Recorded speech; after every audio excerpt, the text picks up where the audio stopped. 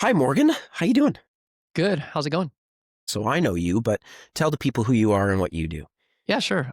So for the past year, I've been contracting as a head of marketing at various companies. Before that, I worked 7 years at Liftoff, which is a mobile ad tech company. I ran their entire digital marketing function, which included their websites, demand generation, social, thought leadership, and content programs. So it was a great place to work and cut my teeth there. I bet. I bet. Yeah. I mean, that's where we met you, and Liftoff was sort of best known for, I'd say, setting the bar as far as, what a lot of B2B marketing could and should look like in, at least in the ad tech space, with a specific focus on peer recommendation, or maybe not just peer recommendation, but like community engagement, right? Yep. Can you tell us about that? What was that a conscious choice, and, what did you guys do to embrace that?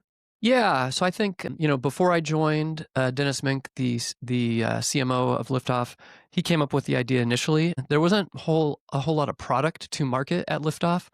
It's ML algorithms and whatnot, not that sexy, and also you don't really want to give away the secret sauce with that kind of stuff. So he came up with the idea of, starting a community program and started the Mobile Heroes program. And when I joined, we really ramped that up and expanded that program out over the next, 7 years, the whole time I was there, basically.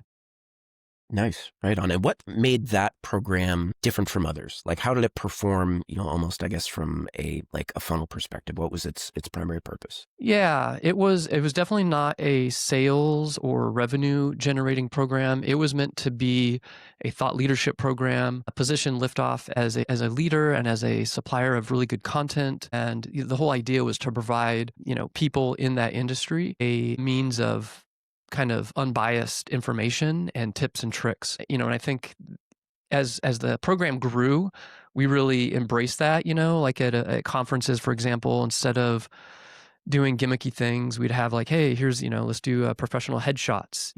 Like always providing value was kind of the end goal of that program. It was never a sales led, never a demand generation led program. And I think for that reason, people really appreciated it and it helped expand the program quite a bit. So we ran our own survey about community and where it sits in the modern B2B marketing space and the customer journey, and found that overwhelmingly the presence of their peers, not just recommendations, but the mere presence of their peers, was an overwhelmingly positive influence on getting buyers to look at companies, consider them, and just basically build trust with them and make them more likely to engage with content down the line, right? Did you guys find a way to work that sort of peer recommendation approach into your formal growth movement, right? Like, was there an actual handoff function, or how were you finding the most effective ways to integrate those peer-driven narratives into the sales and marketing, sort of movement?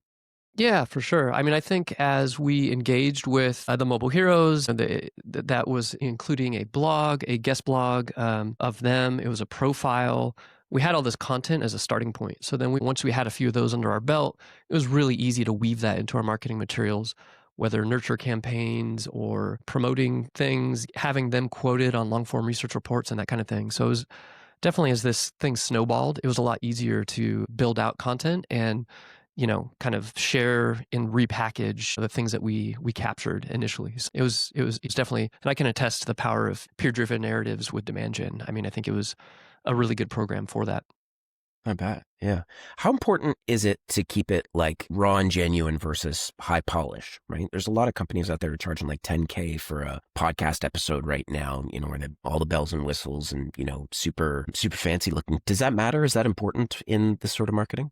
I honestly don't think so. I think the more raw and more genuine and the more just, from the gut it feels, the better. I mean, obviously you could do a high polished thing with, even like this thing we're doing right here. Like if we had lighting and the best sound system and whatever, there's a big budget behind it, but ultimately it's like, what is the content that's coming out of it? What is the information that's being shared? Is that legit and valid?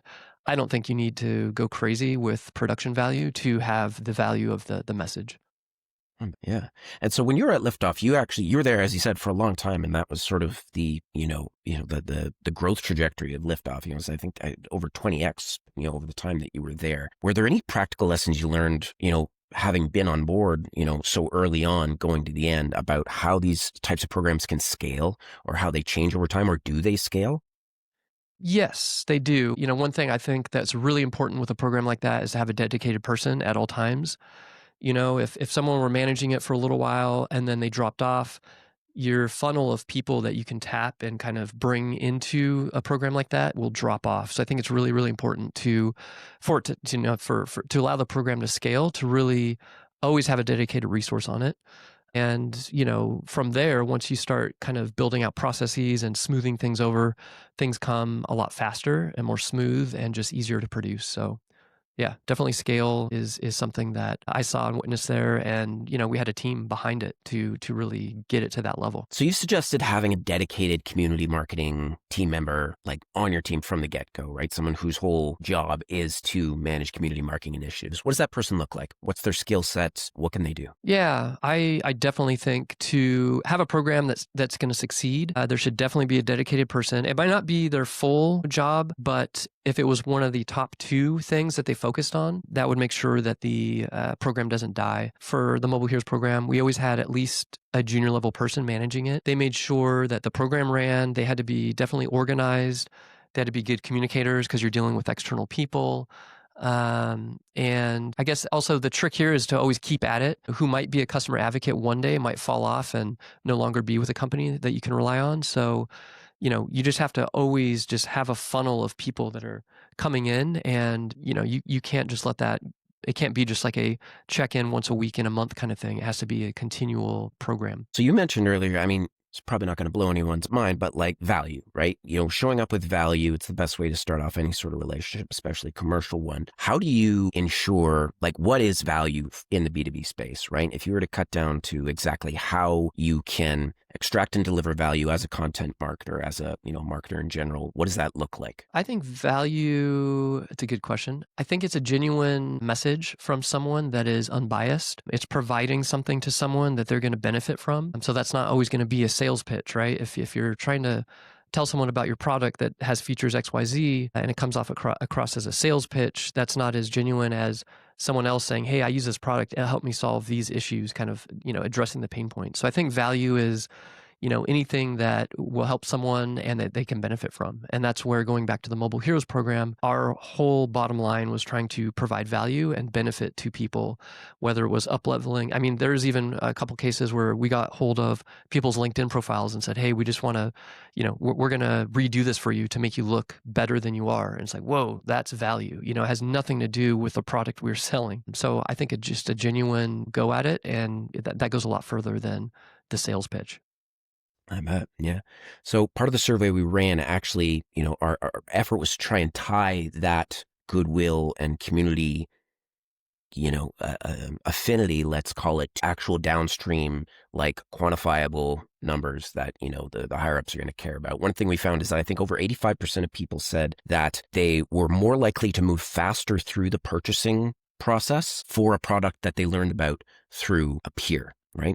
Did you find that to be the case, or any other sort of quantifiable, business metrics that were different from leads or prospects that came through or participated in community programs compared to those that didn't? This program in particular was very separate from the sales funnel and process.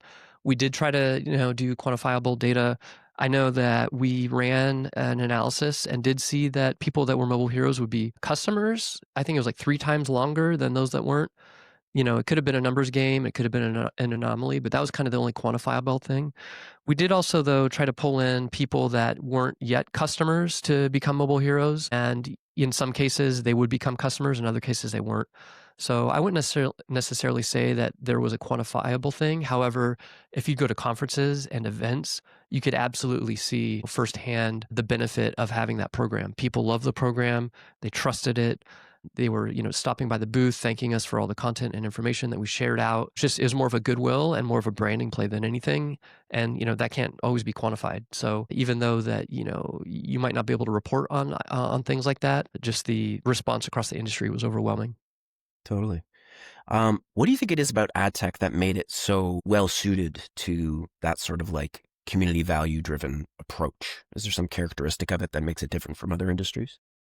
Interesting question. I haven't really put thought to it, but I would say it's a young industry, and as in young, I mean a young like age. The ICP is a younger demographic, And for that reason, those type of people are either just entering their careers or kind of at the beginning of their careers before they move on. And so I think these people were always looking for content that would help them become better at their jobs. I think that's one thing. Um, I think another thing is, yeah, people move around a lot, so there's a lot of there's a lot of word of mouth, and so that just makes it very easy for community programs like this to be shared about. You mentioned having these sorts of community programs really paid dividends in event attendance. Were there any other areas of marketing or, business operations at large where you saw investments in community paying off?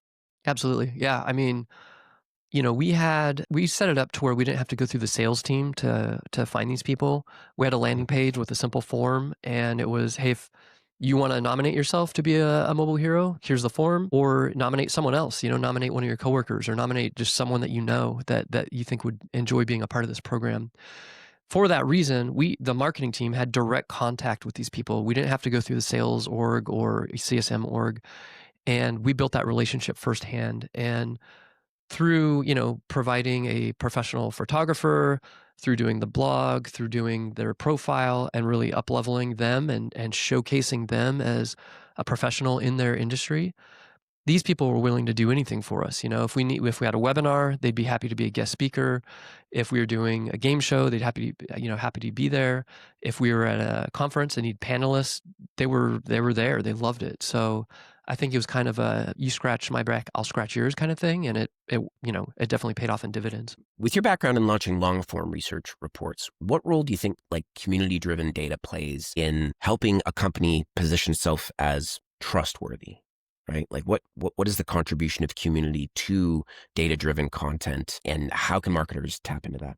Yeah. Yeah. So I've definitely produced lots of long form content. I think adding a community driven data not only helps validate a point of view, but it also gives a report life. If you're adding someone's, like a handful of people, their point of view, and they're kind of touching on the points that you're making in a long form research report, it really up levels the content piece from a drywall block of text and data to opening up, voices of real people from real companies who people know and follow and trust and validate what the data is saying. So I don't know, to unlock that, I think marketers, they need to build programs that feed happy customers into the funnel to potentially, partner with and interview and do case studies or get quotes and videos and webinars. Yeah. Okay. That makes sense. You've led centralized marketing teams, decentralized marketing teams, distributed ones. How can teams be organized to make community initiatives like a core pillar, a central part of their marketing efforts rather than just a nice to have? Yeah, that's a really good question. I think that, if I had it my way, I'd start with a designer first and foremost, and then have a copy person and then a data person next. I also think that having, the whole content team under one roof, under one department, really expedites content production and quality.